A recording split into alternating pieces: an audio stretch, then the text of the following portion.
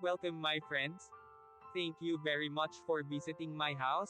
And sorry, the other parts of my videos, camera, are replicating, blur, or bright, because it's my time that I did it on purpose so that other people who pass by on the walking street in Balibago won't expose their faces too much. I hope you're kindly understanding my video. Now, sit and listen the history of the walking street, and I will also show you what is happened inside the walking street. If you have been here, please watching the beautiful sight at the walking street Fields Avenue, Balibago, Angeles City. Fields Avenue, Balibago, Angeles City. Fields Avenue is the name of a major street running through Balibago area of Angeles City in the Philippines. It is the center of the red light district and the bar scene of the biggest entertainment district of the Philippines. Fields Avenue in Balibago, Angeles City. The name derives from the common military practice of naming roads adjacent to airfields as Field Street or Field Avenue. Originally, the name referred to the Clark Air Base and was Clark Field Avenue. The name evolved to become Fields Avenue. History: Fields Avenue, Balibago, Angeles City, Pampanga, Philippines. Philippines was an American colony from 1898 to 1946. Bars on Fields Avenue. Catering to the single American defense personnel who worked in the adjacent Clark Air Base, first emerged in 1940.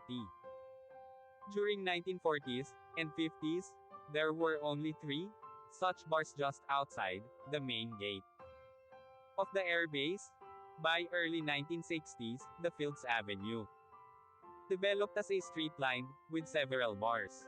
From November 1955 to April 1975, America fought Vietnam War. As the number of American troops in this war grew, more and more forces were deployed at Clark Air Base or routed through it. This led to a pro-life ration of bars, live bands, and prostitution, the latter mostly by young Filipino women, most of them either teenagers or 18 hanggang 55 years old. By the 1970s, there were more than 150 bars and prostitution joints along Fields Avenue. This led to a mushrooming of related, ancillary industries in the vicinity, namely music bands, hotels, doctors, hairdressers, and money exchange transfer services. In its heyday, Fields Avenue provided direct or direct employment to nearly 20,000 Filipinos, including plumbers, electricians, and security guards.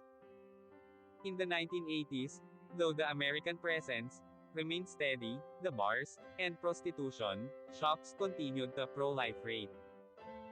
Many bars and prostitution dens were owned by Americans, as well as local politicians, thus leading to a nexus between the locals, politicians, and American military and ex-military personnel.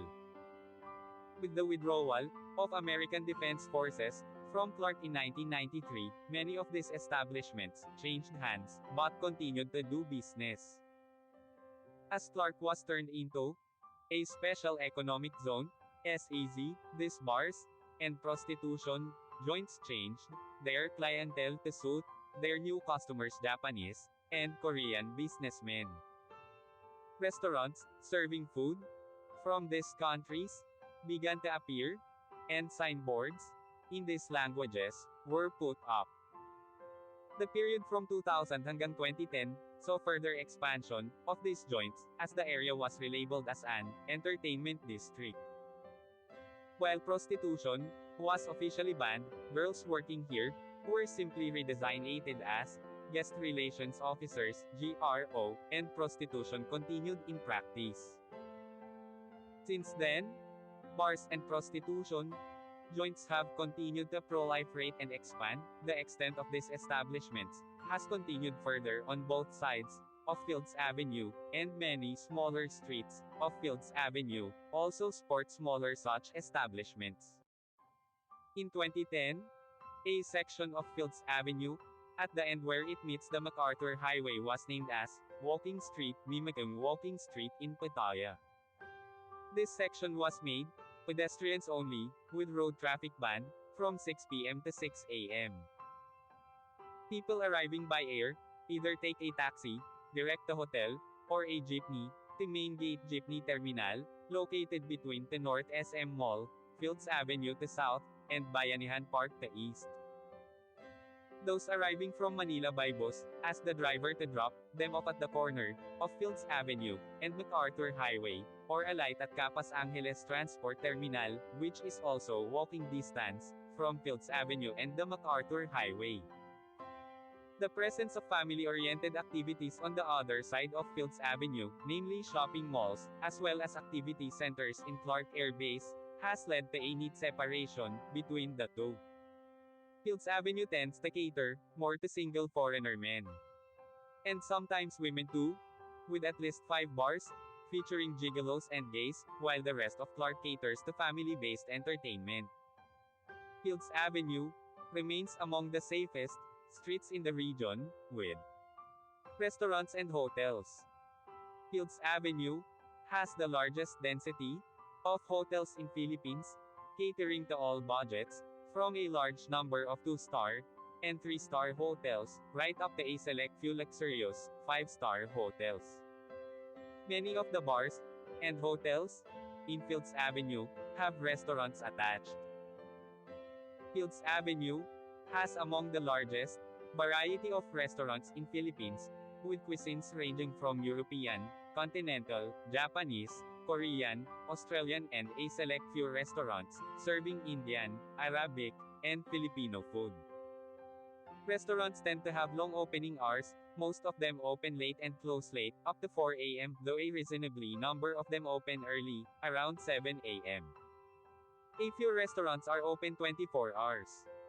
Most Filipino and international fast food chains including McDonald's, KFC, and Jollibee have at least one branch along or near Fields Avenue.